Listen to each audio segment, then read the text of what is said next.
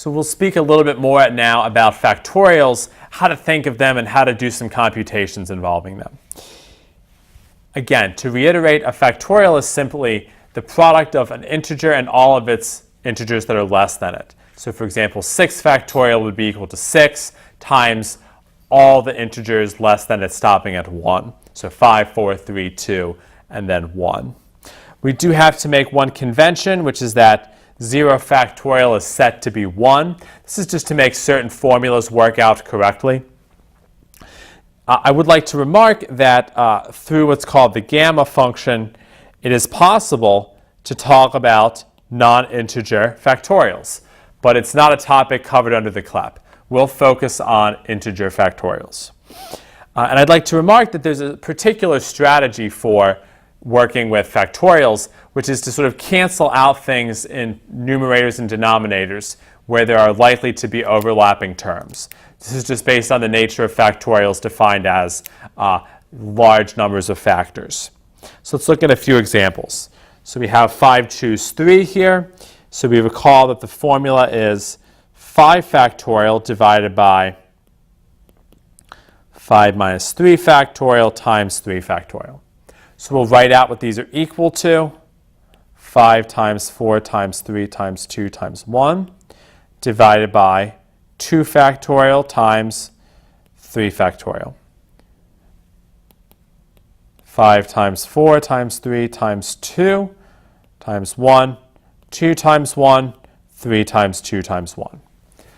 So this is why I say it's nice to write them out and to try to cancel things, because all of these cancel, and I end up with 20 over 2, so just 10. Very nice. Here, 2 factorial, well, this is kind of simple, just 2 times 1, so 2.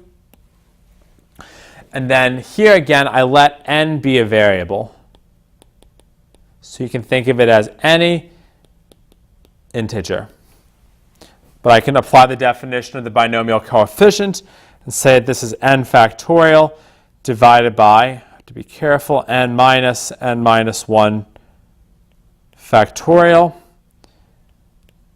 n minus 1 factorial,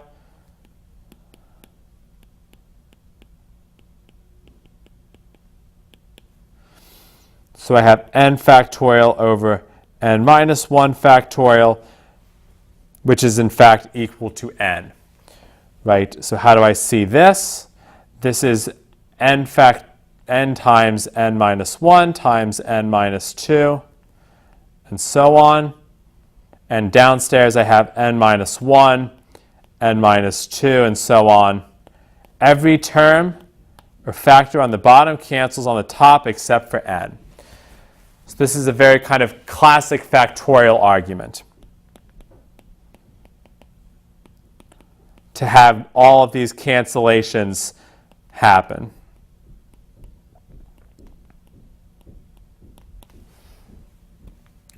We can look at another example. Here I have 10 choose 10. Well, intuitively, if you're thinking this is saying the number of sets of size 10 that I can take from a set of size 10, well, that should be 1. Does it work out from our formula? Well, it does.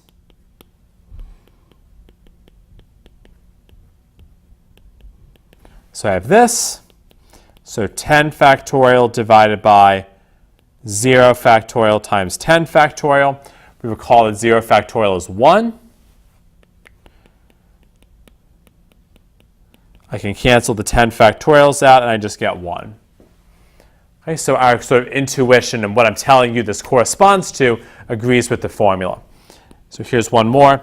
7 choose 4.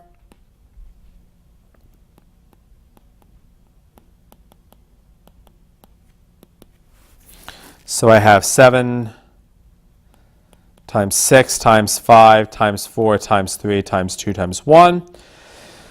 3 times 2 times 1 times 4 times 3 times 2 times 1. Lots of cancellations. The 3 and the 2 cancel with the 6, so I just get 7 times 5, or 35.